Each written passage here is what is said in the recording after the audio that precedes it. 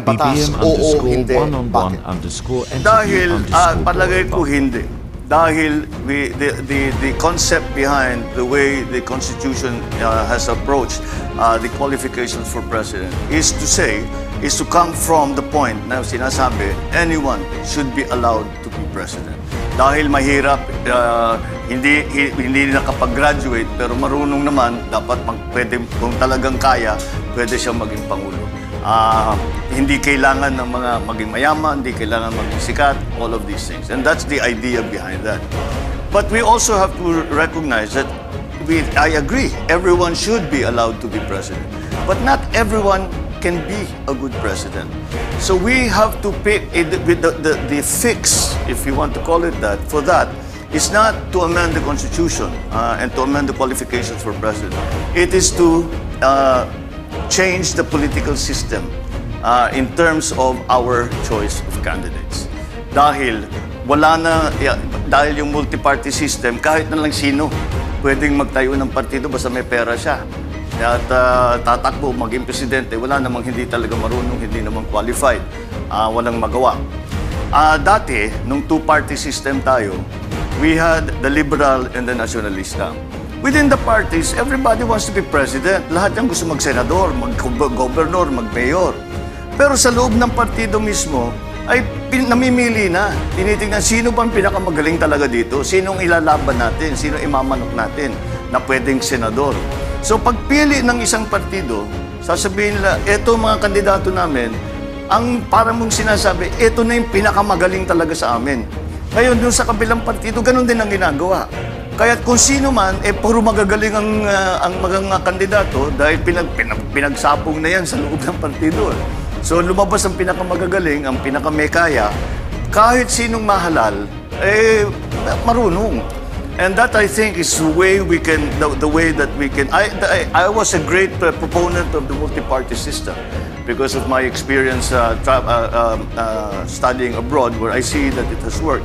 But it has not really been a successful experiment. So you are for the two-party system in the Philippines? I think because we lack the political maturity yet in the Philippines to understand that ideology must play a part in the multi-party system. Yan po ang ibig sabihin nyo na ayusin natin ang ating political system by going back to the two-party system. I think that para nasala na yung mga kandidato na parang Great Britain, for example. There's a quote that says, every prime minister, there is no amateur who becomes a prime minister because you have to be an MP. Yes. You have to be an MP to be nominated to be prime minister. You wanted to say something, Senator? Well, the difference between that and the two-party system is that their party stands for something. When you talk about the Conservative Party, they're conservatives. They talk about the liberal, they're liberal in their Democrats in and the thinking. Republicans, may stand sa taxes at saka sa abortion. The Green Party in Germany started off as an environmental party for environmental issues.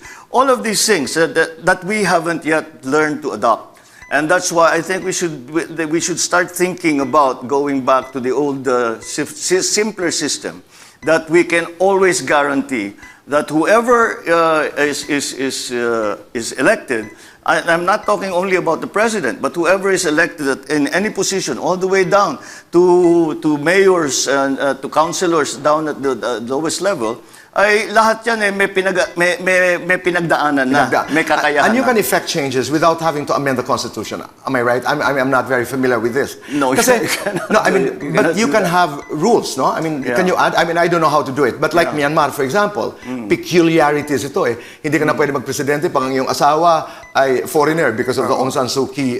That's right. And then Turkey, I think, is higher education is required. Indonesia ay high school graduate. France requires a bank account. A bank account. Yeah. So, titingnan mo ito bilang presidente. But you're already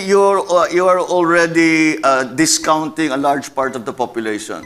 Now, if like Turkey, you say you need to have a college, degree, then are you sure that every single citizen has access to a college education? If that's so, baka pwede yun. But we cannot guarantee that. You are, again, as I said, excluding immediately with